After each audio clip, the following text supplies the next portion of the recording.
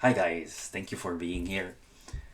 I know you probably have other things important for you to do, and you still decided to take a look at this video.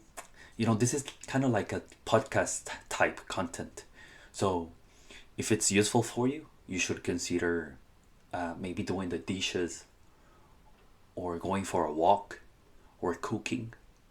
I think that can be helpful for your time while you listen to me and my information, a little bit about myself, my story, why I'm doing this project, and a little bit of my background. If you don't know me yet, I'd advise you to watch the video before the former one, so two videos ago, where I spoke a little bit about myself.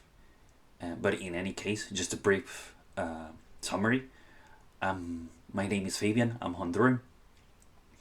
I was born in Central America. I lived there, and I recently earned a scholarship, full scholarship to study in France, in a first world country. I'm studying foreign applied languages, and I speak four languages: Spanish, of course, my mother tongue; English, the universal language; French, and German to a certain extent. I started studying Chinese like 2 months ago, and I stopped recently. I'll retake it. So, and I have 6 years of work experience, working with different on the call center industry in my home country mainly, and now I'm here in France studying my master's degree. Today I decided to do a video talking to you a little bit about the a plan that you should have, like 5 things that you should do in order for you to earn a scholarship, or when applying to them at least. And if you do this, I'm pretty sure you'll be able to earn it. I think it's important for us to have a plan. It doesn't have to be perfect, and I even said that in my first video, that take it into action. Entrepreneurs talk a lot about this, that sometimes we have great ideas, but we expect them to be perfect, and it doesn't have to be that way. So it, but of course, it's good for you to prepare on time and do this 5 steps when applying for a scholarship. So let's head into it. And the first one is that you should do a research of the scholarship or slash university. Why I'm saying it like that this way, because when you do the research on the scholarship, that's when you'll find out, okay, if it's a scholarship type where you first apply to university and then to the scholarship. So there you have to do two scholarships, two research. Sorry. First, you need to apply to university. Yes, do your research on the website. Watch the double check the careers that you want to study. These portals are very big, and that's why I think you should take some time every day to do a little bit of research. Today I'll research this career. Today all these research this other one that also interests me. Where's the university located? What's the culture there? Which are the insertion in the business world percentage of the students who, or the alumni that studied there? Is it worth it? All of those questions will be answered once you do the scholarship, the research part of the university, and of course then to the scholarship that you're applying to. Of course, there's other scholarships that you don't need to apply to the university, but I would still advise you to always research the university, whether you need to apply separately or not, because that way you'll provide a solid application, right?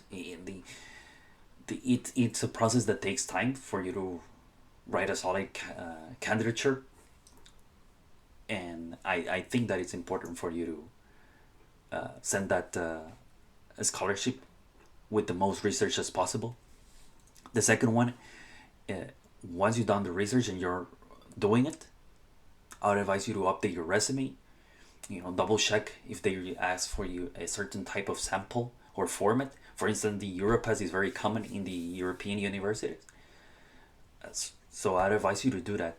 Make sure that you're sending it based on the criteria or the country. So, for instance, what I'm trying to say is in the US, it's not common for you to add a picture on your resume, right? Or for instance, a professional resume has some differences to the academic resume. So make sure that you have focused all those points.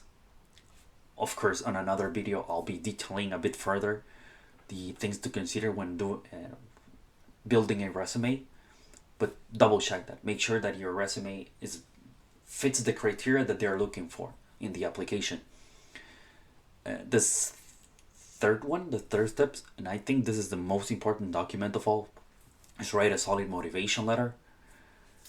There's tutorials on the internet, mainly on YouTube, but on other social media. There's websites, guides on the internet as well, on Google and every web browser that you can get into, where I'd advise you to start looking at tips, ideas, how to write a solid motivation letter. I would also be doing a video about that, how to write a motivation letter that can earn you an actual scholarship.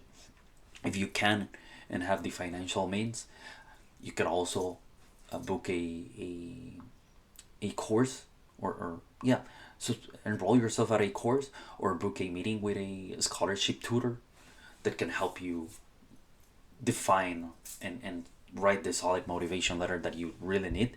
And also, I would advise you to ask some feedback to your professors and friends. Try to ask people who would guide you or evaluate you without any bias, being like strictly subjective or objective. Sorry. The the fourth tip, or the fourth step that you should be doing when applying for a scholarship, is contact your professors for a recommendation letter. And I'll do a brief pause on this one. If you can, do this one first. Start contacting your professors, because it takes time. It's not easy to write a recommendation letter to a prestigious university. It's not easy for them, for the people who's going to recommend you, either your professors, your bosses, or your former bosses, or let's say you were in a non-profit organization doing volunteering, and they can and the director there, the coordinator there, can help you. All those type of people that can actually help you write an objective recommendation letter, so that way you can get it on time.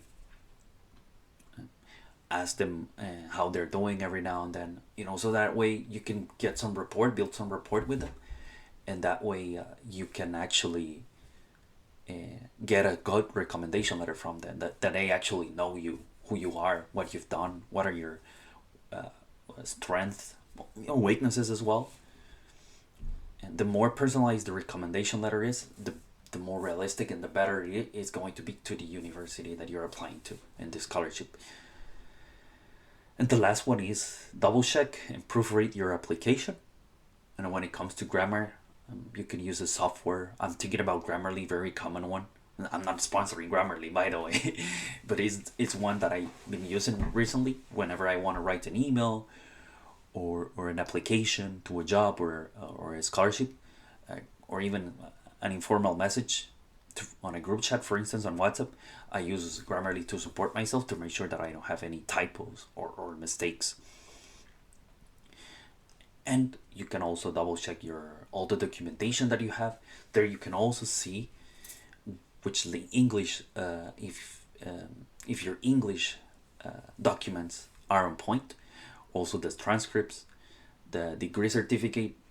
Sometimes they ask for weird things on scholarships applications, but it is what it is. We have to follow those guidelines, what they're asking for, so that way we make sure that we're sending the proper format, the letter type, the letter size on the application letter, for instance, or in the recommendation letters.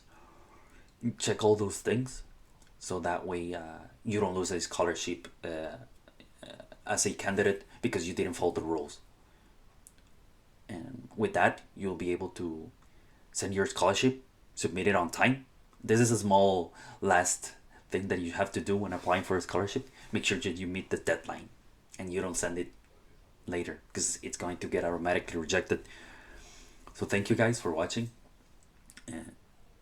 If you have any ideas or suggestions, please don't hesitate in leaving them in the comment, and I'll be seeing you on the next one. Thank you.